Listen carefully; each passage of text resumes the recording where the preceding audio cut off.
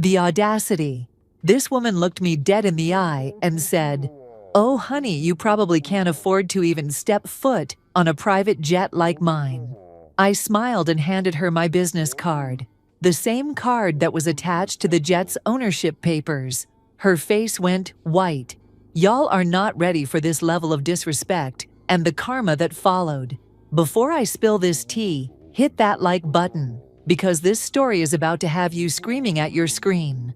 Subscribe right now, because what happened next will restore your faith in divine justice. Let me take you back to where this whole mess started. My name is Vanessa, and 3 years ago, I was living what I thought was the perfect life. I had built my tech company from nothing. Started in my garage with just a laptop and a dream.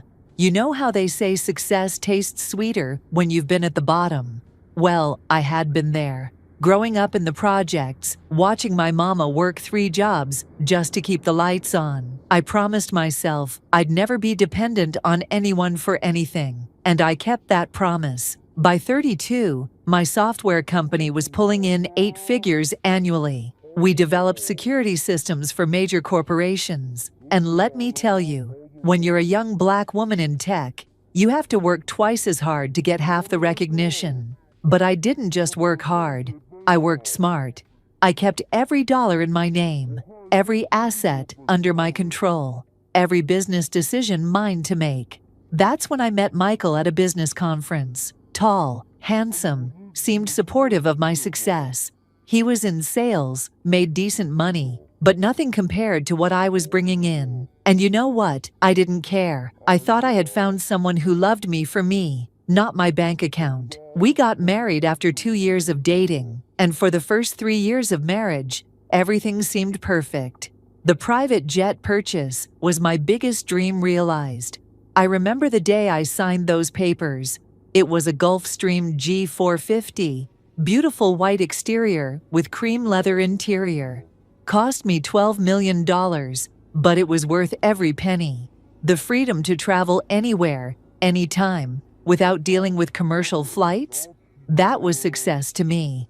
Michael was so proud that day, posting pictures on social media, telling everyone about our jet. I didn't mind sharing the glory then. I thought we were a team. But you know how life has a way of showing you people's true colors when you least expect it. It started with little things. Michael would take calls in the other room, speaking in hushed tones. He'd come home late, claiming work dinners and client meetings. His phone was suddenly password protected, and when I asked about it playfully, he got defensive. "Why don't you trust me?" he'd say, turning it around on me like cheaters always do. The signs were there, glaring at me like neon lights. But I was busy building my empire. We had just landed 3 major contracts. I was being featured in Forbes, and honestly, I thought Michael was just going through a midlife crisis or something. I figured he'd snap out of it. Then came the credit card statements, expensive dinners at restaurants I'd never been to, jewelry purchases I never received, a hotel room charge in Miami when he was supposed to be in Atlanta for work. When I confronted him about it, he had excuses for everything. Client entertainment, he said. Company expenses, he lied. I wasn't stupid, but I also wasn't ready to face the truth. The truth hit me like a brick wall. On a Tuesday evening in March, I had finished work early and decided to surprise Michael at his favorite steakhouse downtown. I walked in wearing my best dress, ready to rekindle whatever spark we had lost. And there he was, in a corner booth, feeding another woman dessert with the same spoon. The same way he used to feed me when we first started dating. She was everything I wasn't. Young, maybe 25, blonde hair, blue eyes, Instagram-ready makeup, thin in that way that screamed personal trainer and nutritionist.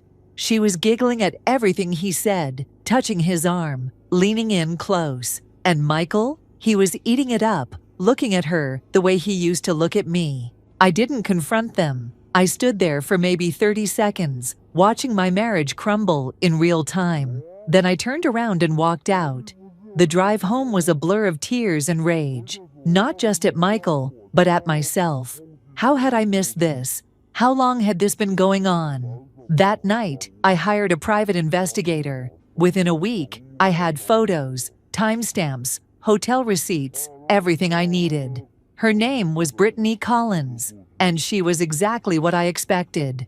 An aspiring influencer with 15,000 Instagram followers and no real job. She lived in a studio apartment in the trendy part of town, drove a leased BMW, and spent her days taking pictures of her morning coffee and workout routines. But here's where it gets interesting. 3 weeks after I discovered the affair, Michael comes home with this whole speech about needing space to find himself. He was moving out temporarily, he said, just to clear his head. Of course, I knew exactly where he was going and who he was going to. I could have called him out right then, could have thrown the evidence in his face, but something told me to wait. Something told me this story wasn't over yet. While Michael was finding himself in Brittany's studio apartment, I was protecting myself. I moved all the major assets into separate accounts, made sure my business interests were completely isolated from our joint finances, and got my legal team ready for what was coming. The one thing I didn't touch was the jet. It was registered in my name only, always had been. But Michael had access to it through me. I was curious to see what he'd do with that access. 2 months into their little love affair, I started getting text messages from friends, screenshots of Brittany's Instagram posts. And y'all, this girl had completely lost her mind. She was posting pictures of herself on my jet, talking about her successful business ventures and her entrepreneur lifestyle. One post showed her in the pilot's seat with the caption, "Just another day managing my empire from 30,000 feet. My empire, my jet." The audacity was breathtaking. The posts kept coming. Her in the jet's bedroom, claiming she was traveling for business meetings. Her in the main cabin, talking about how hard work pays off and inspiring other women to dream big. She even posted a video tour explaining all the custom features I had specifically requested when I bought it. The Italian marble in the bathroom, the conference table I had installed for business meetings, the entertainment system I had upgraded twice. She was literally touring my plane and claiming it as her success story. And her followers were eating it up. Comments like, "Goals," and "You're so inspiring," and "I want your life," flooded every post. This woman was building her entire online persona around my achievements. But the final straw came when my friend Lisa called me, laughing so hard she could barely speak. "Girl," she said, "you need to see this latest post." Brittany had posted a long caption about how she had worked so hard to afford her private jet and how other women should stop making excuses and start making money. She even had the nerve to say that people who couldn't afford private jets just weren't working hard enough. That's when I knew I had to do something.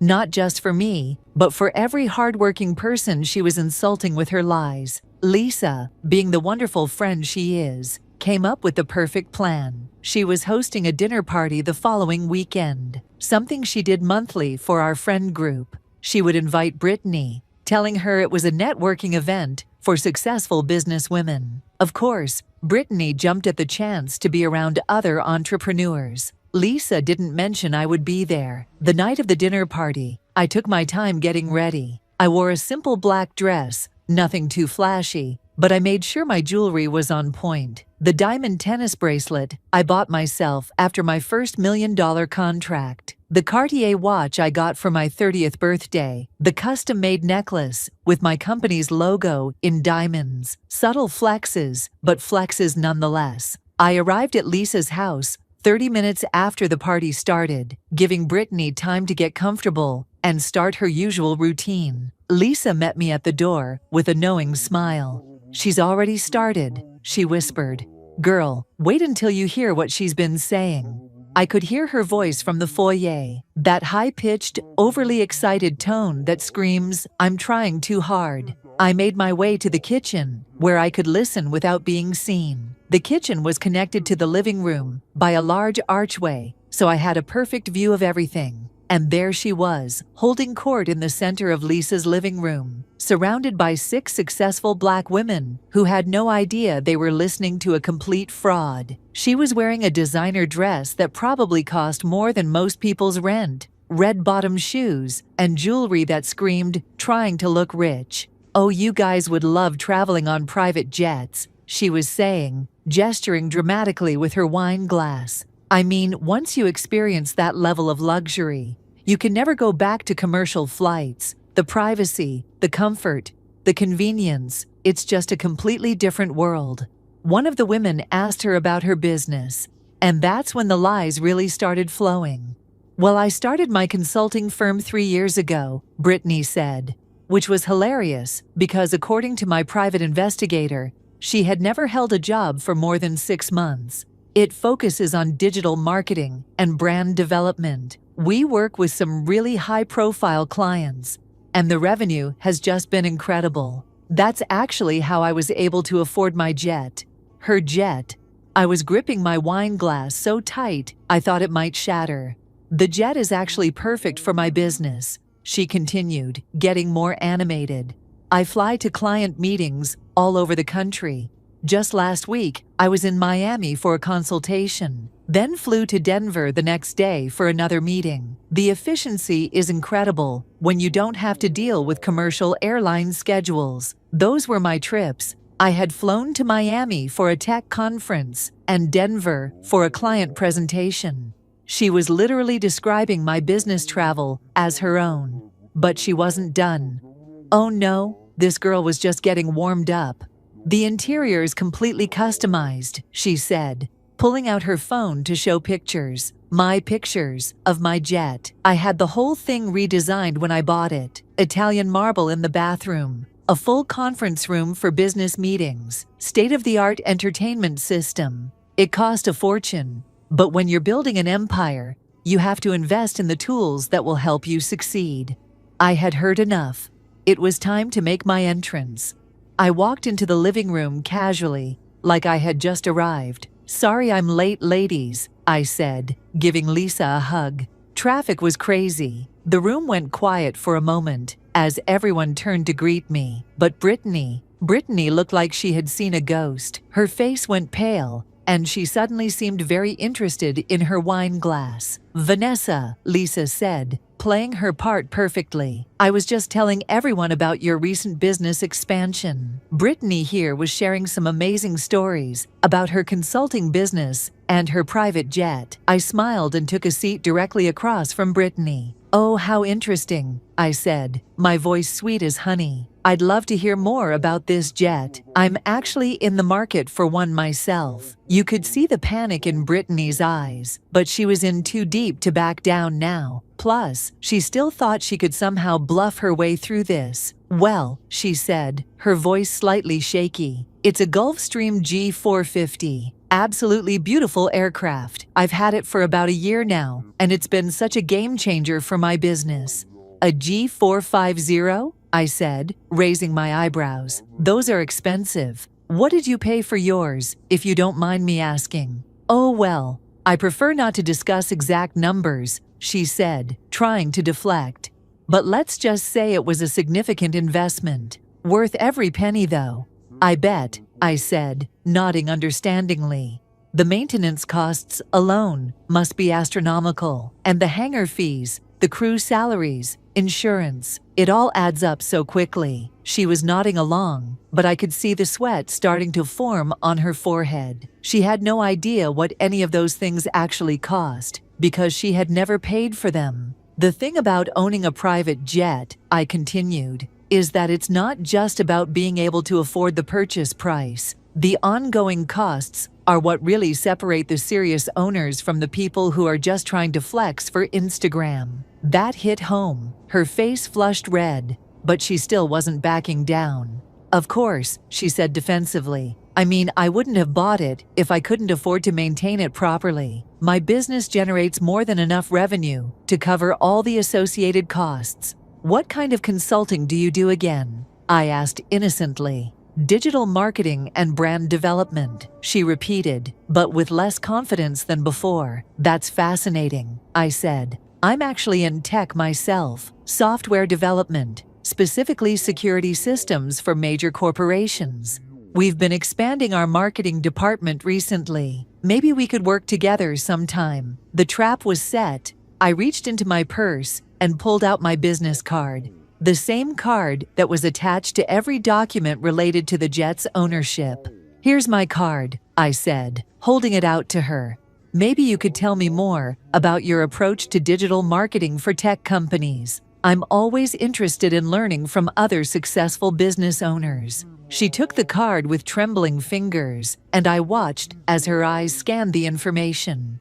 Vanessa Thompson, CEO and founder, Thompson Security Solutions. And then, at the bottom, in smaller print, "Private aircraft services available." The color drained from her face completely. She knew. In that moment, she knew exactly who I was and exactly what she had done. But I wasn't finished. I had waited 3 months for this moment, and I was going to savor every second of it. "You know," I said, leaning back in my chair, "I actually looked at a G450 last year. Beautiful aircraft. The one I test flew had the most amazing Italian marble bathroom, and they had installed this incredible conference table for business meetings. The interior was absolutely stunning." She was staring at me now, her mouth slightly open, the wine glass forgotten in her hand. "But you know what really sold me on that particular jet?" I continued, my voice still conversational, but with an edge that everyone in the room could hear. "The seller told me it would be perfect for someone who travels frequently for business, someone who values their time and privacy, someone who has actually built something worth protecting." The room was dead silent.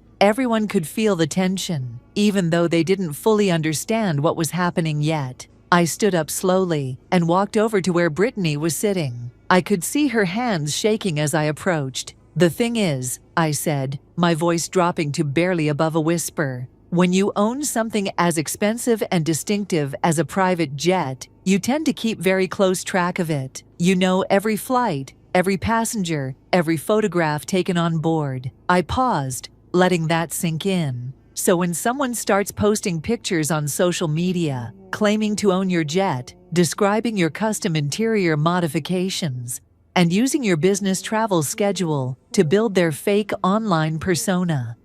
I paused again. "Well, that's when things get interesting." Brittany tried to speak, but no words came out. She just sat there, frozen, as the reality of her situation crashed down on her. "Oh, honey," I said, my voice dripping with fake sympathy, "you probably can't afford to even step foot on a private jet like mine." And that's when I handed her my business card, the same card that was attached to the jet's ownership papers, insurance documents, and maintenance contracts. The room erupted. The other women started putting the pieces together, realizing what had just happened. Lisa was trying not to laugh out loud, and Brittany, she looked like she wanted to disappear into the floor. She stammered, but there was nothing she could say. She had been caught red-handed, and everyone in the room knew it. "The really sad part," I continued, "is that you could have just been honest. You could have said you were dating someone whose wife owns a jet, and you got to fly on it sometimes. That would have been impressive enough, but instead, you chose to build your entire online persona around lies, to disrespect hardworking people by claiming their achievements as your own." I turned to address the room. "Ladies, meet Brittany, my husband's girlfriend. She's been using my private jet for her Instagram posts and claiming she bought it with the money from her non-existent consulting business." The gasps and murmurs of shock filled the room. These women were all successful business owners themselves, and they understood exactly how violating and disrespectful Brittany's actions had been. Brittany finally found her voice. This is insane," she said, standing up quickly. "I don't have to listen to this." "You're absolutely right," I said calmly. "You don't have to listen to anything, just like you don't have to keep pretending to own things that belong to other people. Just like you don't have to keep lying to your followers about your fake business success." She grabbed her purse and headed for the door, but not before I got in one last comment. "Oh, and Brittany," I called after her, Next time you want to take pictures on my jet, you should probably ask permission first. You know, like a decent person would." The door slammed behind her, and the room was quiet for about 10 seconds before everyone started talking at once. The women were amazed, outraged on my behalf, and honestly, a little impressed by how I had handled the situation. But the story doesn't end there. Oh no, this is where it gets really good. Within 24 hours, Brittany had deleted her entire Instagram account. Just gone.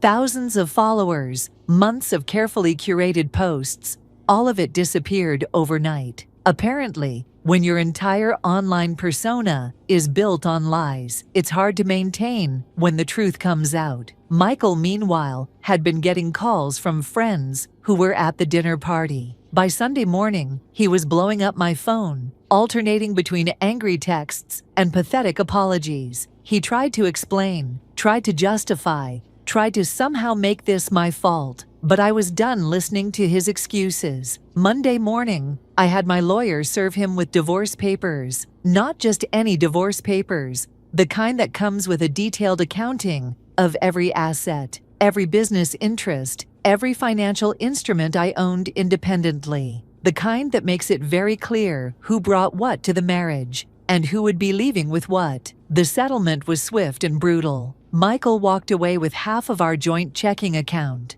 about $15,000, and his personal belongings. Everything else stayed with me. The house, the business, the investments, and yes, the jet. Brittany, meanwhile, tried to reinvent herself online with a new Instagram account, but it was too late. Screenshots of her old posts were everywhere, side by side, with pictures of me and stories about the real owner of the jet. Her credibility was destroyed, her followers were gone, and her dreams of influencer stardom died in Lisa's living room that night. 6 months later, I heard through mutual friends that they had broken up. Apparently, when Michael realized he wasn't getting any of my money in the divorce, he suddenly became a lot less attractive to young gold diggers.